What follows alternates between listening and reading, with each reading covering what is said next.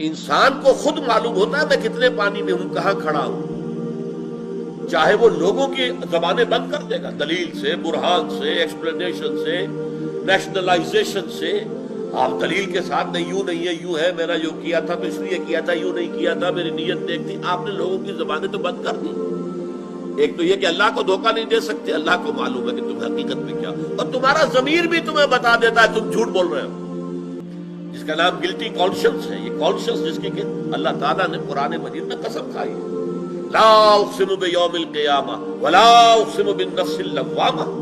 یہ جو اندر سے ملامت ہوتی ہے انسان کو، دیکھو تم غلط کر رہے ہو، تم ظلم کر رہے ہو، تمہیں نہیں کرنا چاہیے، لیکن انسان جو ہے وہ ڈٹائی کے ساتھ اپنے ضمیر کی آواز کو دبا کر غلط کام کرتا ہے۔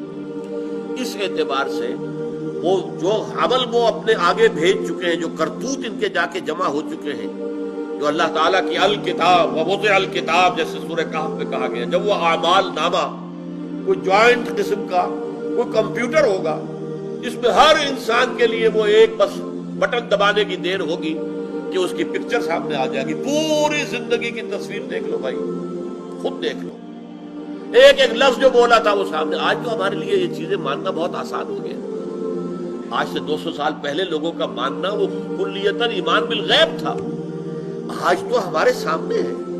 آپ بٹن دباتے جو مر چکے ہیں ان کی آوازیں سن رہے ہیں، ان کے گانے سن رہے ہیں، جو بھی گلوکار یا گلوکارائیں مر چکی ہیں ان کے بھی گانے آپ پر ٹیلی ویژن کے اوپر ریڈیو پہ سن رہے ہیں، اس لیے کہ وہ سب ریکارڈ ہے، فلم موجود ہے۔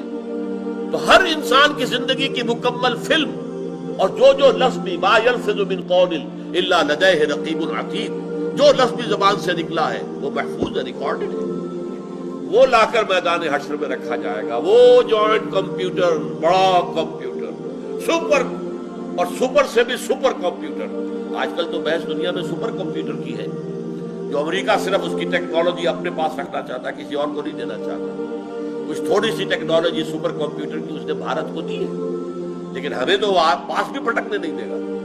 لیکن یہ ہے کہ اللہ کا وہ سپر سے سپر جو ہے، مہا سپر کمپیوٹر جب رکھا جائے گا تو دیکھ لو، اقرا کتابک کفی بنفسک اليوم علیک حسیبا، یہ تمہاری دیکھو کتاب ہے، تمہارا دیکھ لو، تمہاری پکچر ہے، دیکھ لو۔ تو فرمایا جو کچھ انہوں نے آگے بھیجا ہوا ہے انہیں معلوم ہے، ان کا ضمیر جانتا ہے کہ انہوں نے حرام خوریاں کی ہیں، غلط کام کیے، انہوں نے جھوٹ بولے، انہوں نے اللہ کی کتاب کو چھپایا ہے، انہوں نے فتوے دے کر پیسے حاصل کیے، فتوے بیچے ہیں، خوب جانتا ہے۔ لہذا ان کا ضمیر جو ہے اتنا آلودہ ہے کہ وہ کبھی بھی اللہ سے ملاقات کے آرزو مند نہیں ہو سکتا۔